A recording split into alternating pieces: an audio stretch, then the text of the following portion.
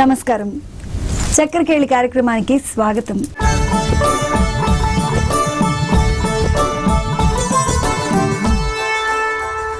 విష్ణుమూర్తి చక్రం ఎలాగైతే గొప్పగా మెరుస్తూ విరాజిల్లుతుందో అలాగే చాలా చాలా సందేహాలకి అందంగా చక్కగా మనకు సరిగ్గా సరిపోయేలాగా సమాధానాలు అందిస్తున్నటువంటి గురువుగారు మన డాక్టర్ ఆకేళ్ళ విభీషణ శర్మ గారు మీకు వచ్చేటటువంటి సందేహాలన్నింటినీ కూడా నివృత్తి చేయడానికి సిద్ధంగా ఉన్నారు.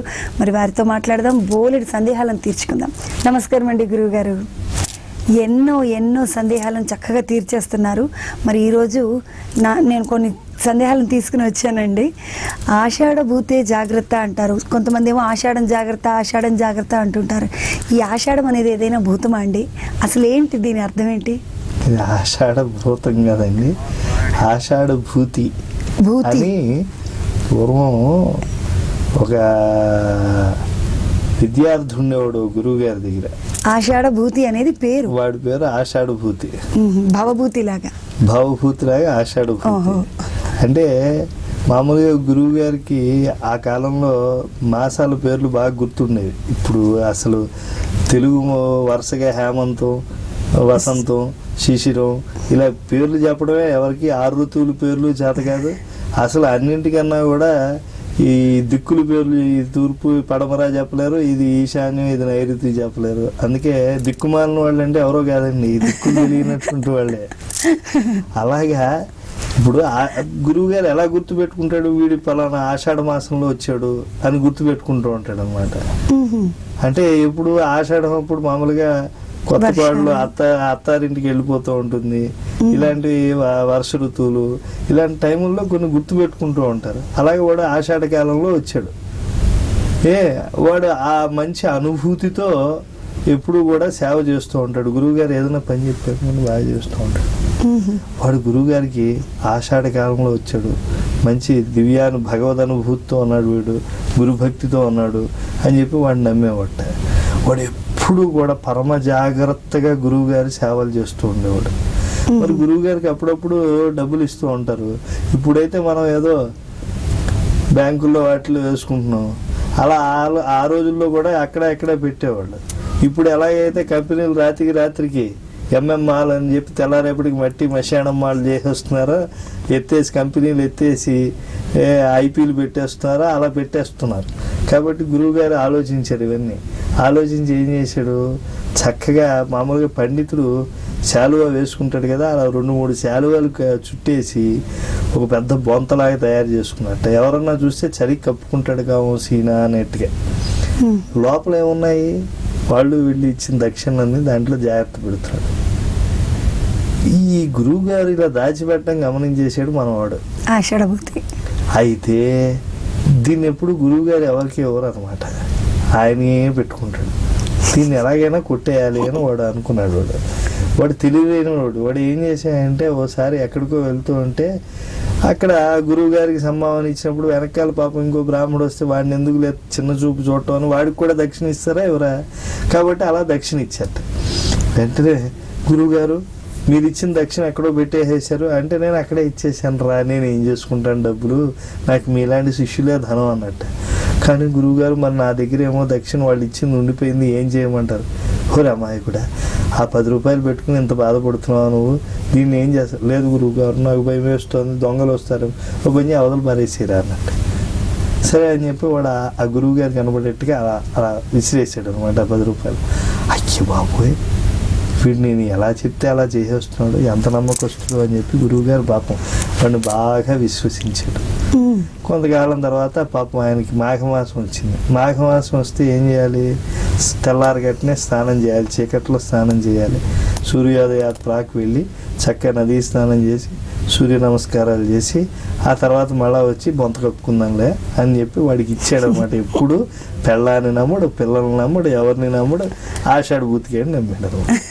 ఈయన వెళ్ళి పాపం స్నానం చేసి సూర్య నమస్కారాలు అవన్నీ కూడా జాగ్రత్తగా చేసి వచ్చేప్పటికి మనవాడు ఎక్కడ, ఆయన ఇక్కడ పైన గోవిందా గోవిందా అనేప్పటికీ కింద పోయిందా అంతే. ఈ శాలువా కాస్త బొంత కాస్త ఏమైపోయింది, ఆషాఢ భూతి ద్వారా పోయింది. అదే అనమాట. కాబట్టి వాడు ఆషాఢ భూతిరా జాగ్రత్త అని చెప్పి హెచ్చరించడం అనమాట. ఒరే నాయన, వాడు ఈరోజు బాగున్నాడని చెప్పి నువ్వు చాలా నమ్ముతున్నావు, కానీ వాడు విశ్వాసఘాతకుడు, నీ నమ్మకాన్ని వాడు ఏదో రోజు వమ్ము చేస్తాడు అని చెప్పి బాగా ఎదుటివాడి మనస్సుకు ముద్రాపించబడాలంటే అలాంటి సందర్భంలో వాడేటువంటి బ్రహ్మాస్త్రం లాంటి మాట అనమాట. వాడు ఆషాఢభూత జాగ్రత్త అనేటువంటి. గురుగారు బాగుందండి, బాగా చెప్పారు. ఇంకో చిన్న సందేహం అండి, అదేంటంటే కాకికి పళ్ళతో పని లేదు, మేకకి మెడతో పని లేదు అంటారు కదా. అసలు అంటే కొంచెం వింతగా అనిపించిందండి వినగానే నాకు కూడా. దీని అర్థం ఏంటో చెప్పండి గురుగారు. అంటే కాకి పళ్ళతో పని లేకపోవటం ఏంటి?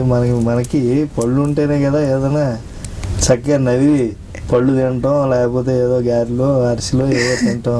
పళ్ళు ఉండాల్సిందే. అయితే కాకి అక్కర్లేదు, కాకి ముక్కుతో తింటుంది. మామూలుగా ఎవరైనా వ్యర్థమైనటువంటి చర్చ చేశారనుకోండి, అప్పుడు కాకస్య కతివాదంతా అంటారు సంస్కృతంలో. కాకి ఎన్ని పళ్ళు అనేటువంటి చర్చ చేస్తున్నారు వాళ్ళు అని.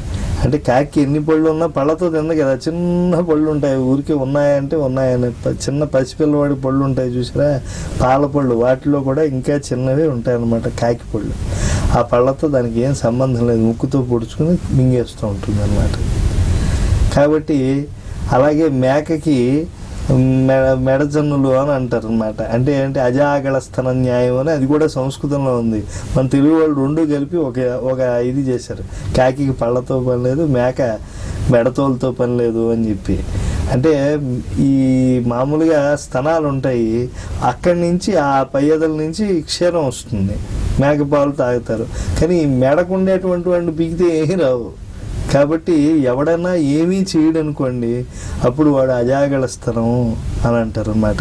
అలాగే కాకి పళ్ళున్నా ఏమీ ప్రయోజనం లేదు అని. కాబట్టి ఎదుటివాడికి అర్థం కావాలి, అవతల వాడికి అర్థం కాకూడదు అన్నప్పుడు ఈ తెలుగు పండితుల యొక్క వ్యవహారంలో వచ్చేటువంటి గొప్ప, ఇప్పుడు పరాయి భాష వాళ్ళు తెలుగు నేర్చేసుకుంటారు సులభంగా, కానీ మన నుడికారాలు, జాతీయాలు, పలుకుబళ్ళు వాళ్ళు తెలుసుకోవాలి. వాళ్ళ భాష సహజంగా రావాలంటే అది మాతృభాష అయి ఉండాలి. ఎవడో మాతృభాష వాళ్ళలాగా చక్కగా నేర్చుకోగలడు.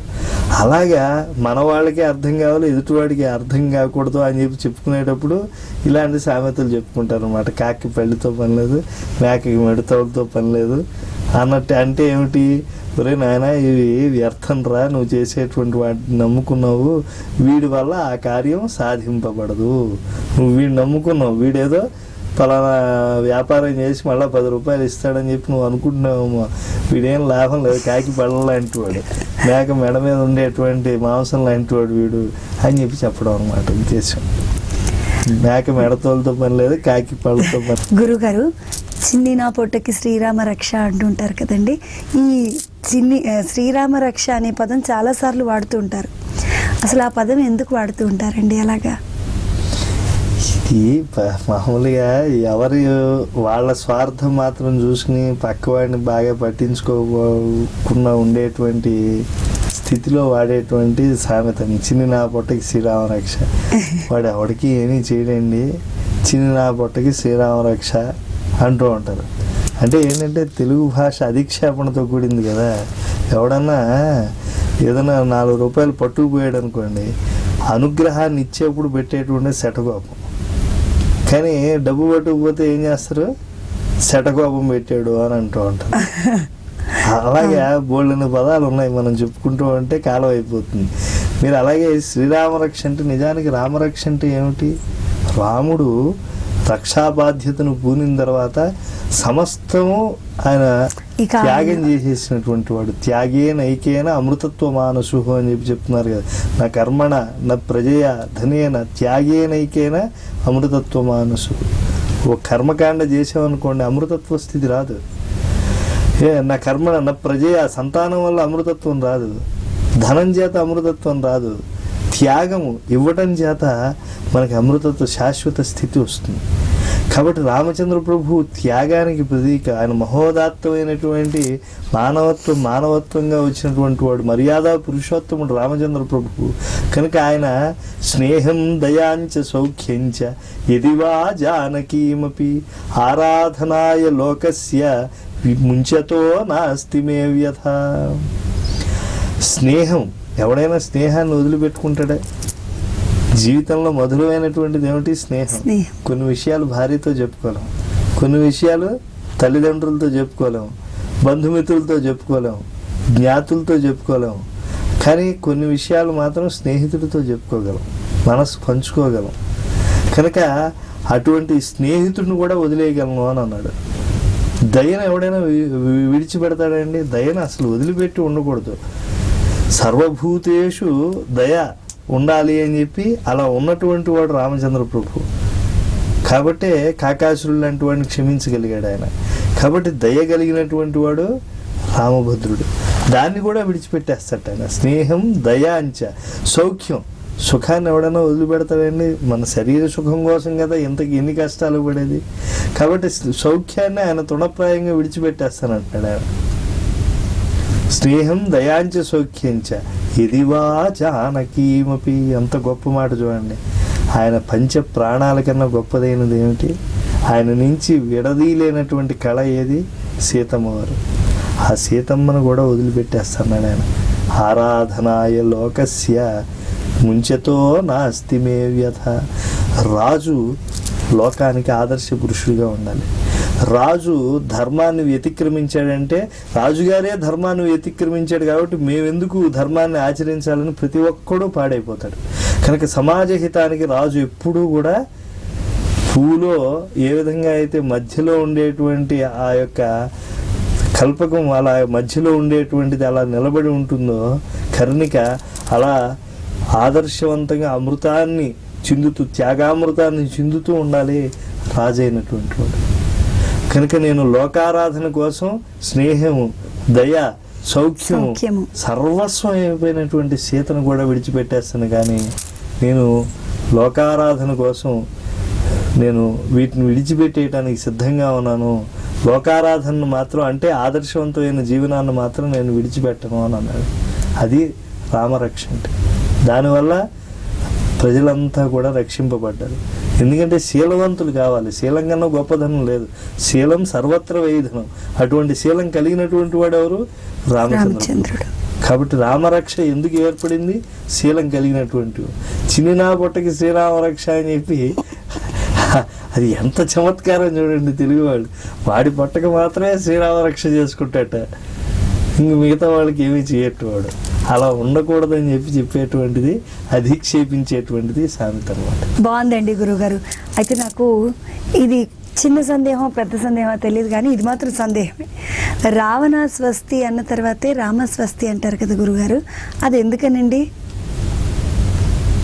అంటే ఇప్పుడు ఒకేసారి ఇద్దరు వచ్చారనుకోండి, ఒకడంటే భయం ఉంది, వాడు పై అధికారి, ఇంకోడు పరమాత్మీయమైనటువంటి వ్యక్తి. మీరు ఎవరికి నమస్కారం పెడతారు? మీరు ఎవరి వల్ల మన ప్రమోషన్ ఆగిపోతుందో, ఎవరి వల్ల మనకి అనేకమైనటువంటి ఔద్యోగికమైనటువంటి ఇబ్బందులు వస్తాయో వాడికి భయపడే అయ్యా నమస్కారం అండి అంటారు. కానీ మీ మనసు ఎక్కడ ఉంటుంది? మన తాతగారు ఎవరో ఎన్నాళ్ళ నుంచో మనం రా తాతయ్య రా రా అంటే మన ఇంటికి అడుగు పెట్టినటువంటి వాడు, ఓపిక లేకపోయినా ఎంతో కష్టపడి చూడటానికి వచ్చినటువంటి వాడు. కానీ ముందు ఆయనకి నమస్కారం పెడుతున్నా, రండి రండి అని చెప్పి ప్లాస్టిక్ నవ్వునవి ఎవరిని పిలుస్తున్నావు? అధికారి. తర్వాత ఎవరిని పిలుస్తున్నావు? నమస్కారం తాతయ్య రా అని చెప్పి ఆత్మీయంగా పిలుస్తున్నాం. అలాగే పాపం బ్రాహ్మడు రామరావణ యుద్ధం జరుగుతుందట. ఎలా జరుగుతోంది? రామరావణ యుద్ధం ఘోరంగా జరుగుతోంది. అలా జరుగుతోంది. ఎలా ఉంది అనేటువంటి దాన్ని కూడా ఇంకో దాంతో పోల్చడానికి లేనంతగా జరుగుతోంది. గగనం గగనాకారం సాగర సాగరోపమ రామరావణయోర్యుద్ధం రామరావణయోరివా. ఆకాశాన్ని దేంతో పోలుస్తారు? అంత విశాలమైనటువంటిది, అంత శబ్దగుణాన్ని కలిగినటువంటి దాన్ని దేంతో పోలుస్తారు మీరు? ఆకాశాన్ని ఆకాశంతోనే పోల్చాలి. సాగరాన్ని దేంతో పోలుస్తారు? చెరువుతో పోలుస్తారా, లేకపోతే బావితో పోలుస్తారా, నీటితో పోలుస్తారా? సముద్రాన్ని సముద్రంతోనే పోల్చాలి. కాబట్టి రామరావణ యుద్ధాన్ని దేంతో పోల్చాలి? రామరావణ యుద్ధంతోనే పోల్చాలి. అటువంటి సమయంలో పాపం ఆ మార్గంలో మధ్యలోంచి ఓ బ్రాహ్మడు వెళ్లాల్సి వచ్చింది. వెంటనే ఏం చేశాడు? స్వస్తి చెప్పాలి. బ్రాహ్మడు యొక్క లక్షణం ఏమిటి? స్వస్తి చెప్పాలి. ఎంత మహావిష్ణువు వామనుడే బలి చక్రవర్తి దగ్గరికి వచ్చినా వెంటనే ఏం చెప్పాడు, స్వస్తి జగత్రయీ భర్తకను సకల లోక నిలింప అని చెప్పి ఓ పద్యం చెప్పాడు కదా పెద్దది. ఆయన స్వస్తి చెప్పంగానే సర్వమంగళం అయిపోయింది బలి చక్రవర్తి ఆస్తి అంతా కూడా. అది వేరే విషయం. కాబట్టి ఈ బ్రాహ్మడు పాపం వచ్చాడు, బ్రాహ్మడు పెద్దవాళ్ళని చూడంగానే స్వస్తి చెప్పాలి, వాడి ధర్మము. అయితే రాముడికి చెప్పాలి, ఆత్మారాముడికి చెప్పాలని ఉంది లోపల. కానీ రాముడికి చెప్పకపోయినా ఆయన ఏం అనుకోడు, మనస్సులో ఉండేటువంటిది గ్రహిస్తాడు. కానీ ఇక్కడ ఉండేటువంటి రావణాసుడు ప్రమాదం, ఎరా నాకు స్వస్తి చెప్పలేదా అంటాడు. ఇంద్రాదులను కూడా భయపెట్టేటువంటి వాడు రావణాసుడు. కాబట్టి ముందు ఎవరికి చెప్పాడు, రావణాస్వస్తి. తర్వాత ఎవరు చెప్పాడు, రామస్వస్తి. కాబట్టి ఎవరైనా అధికారులు, ఎరా కలెక్టర్ గారు వచ్చేప్పటికి నమస్కారం పెట్టేసేసావు, రోజు నీకు అడిగినప్పుడు అలా సెలవిస్తాను కదా, మరి నాకు నమస్కారం పెట్టలేదు ఏమిట్రా ఆయన ముందు మొహం అన్నాడు అనుకోండి, ఏమన్నా తమకు తెలియదా అండి, ముందు రావణాస్వస్తి తర్వాతే రామస్వస్తి అండి. మీరేమనుకుంటారండి, మీరు మా మనిషి అండి అంటారు అన్నమాట. ఇది లోకల్లో ఉండేది. అందరం తెలుసుకోవాలి. తెలుసుకోకపోతే ఊరికి ఈ మాటలు వాడుతూ ఉంటే పడిగట్టు పదాలలో ఉండేటువంటి అర్థం, ఆ మాహాత్మ్యం తత్వం తెలియకపోతే ఎందుకండి ఇవన్నీ? నిర్జీవం అయిపోదు భాష. ఓ ప్రవాహం నది వెళ్ళింది అని అంటే సజీవంగానే ఉంటే అది నది. ఇప్పుడు నది బాగా ప్రవహిస్తుంది అనుకోండి, కొన్ని మురికి కాలువలు కలిసినా నష్టం లేదు. నదిలో ఆ ప్రవాహం తగ్గిపోయి మంచినీళ్ళు పోయాయి అనుకోండి, మురికి కాలువలు కలిస్తే ఏమవుతుంది, మూసినది. అవునండి.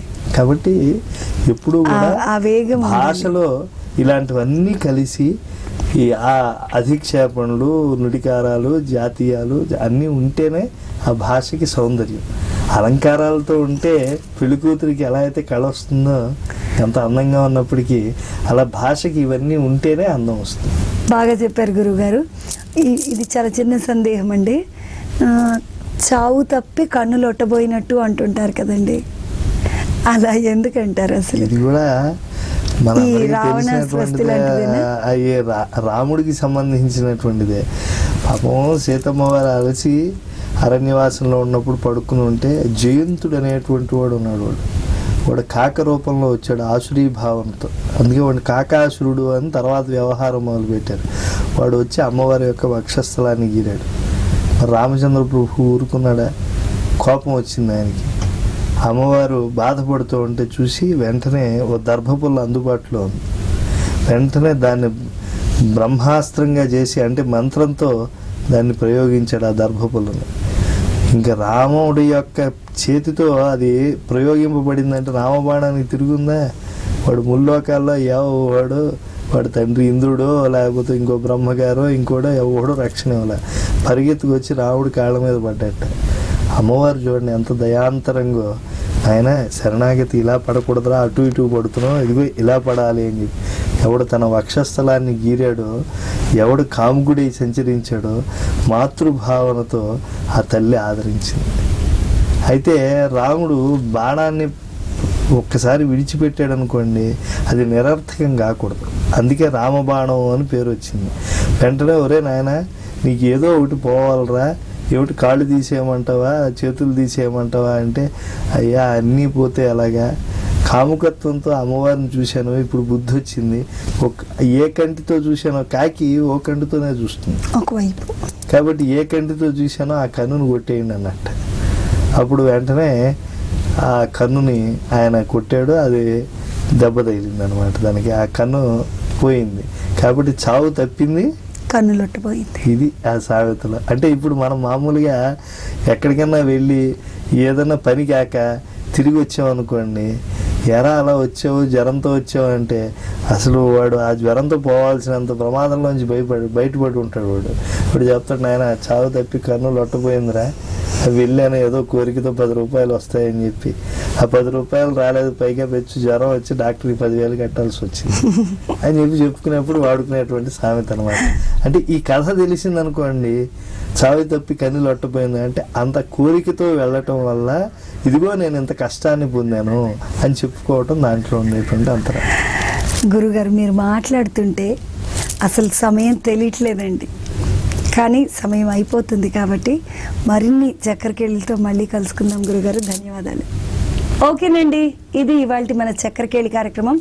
ఇంకా చాలా చాలా సందేహాలు ఉన్నాయి. చాలా సందేహాలకు విభీషణ శర్మ గారు సలహాలు అందించడానికి, చక్కగా మన సందేహాలను నివృత్తి చేయడానికి, చక్రకేళి లాంటి సమాధానాలు ఇవ్వడానికి సిద్ధంగా ఉంటారు చక్రకేళి కార్యక్రమంలో. మరి రేపటి చక్రకేళి కార్యక్రమంలో మళ్ళీ కలుసుకుందాం. అంతవరకు సెలవు, నమస్తే.